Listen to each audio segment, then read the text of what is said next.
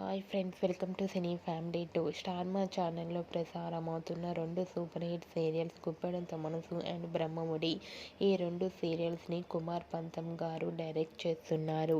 కుమార్ గారు సీరియల్స్ డైరెక్షన్తో పాటుగా సిరీస్లో కూడా చేస్తూ బిజీగా ఉంటున్నారు. గుప్పెడంత మనసు సీరియల్ హీరో రిషి ఎప్పుడైతే సీరియల్లో కనిపించకుండా పోయాడో అప్పటి నుంచి అకారణంగా దర్శకుడు కుమార్ పంతంపై నోరు పారేసుకుంటున్నారు రిషి ఫ్యాన్స్.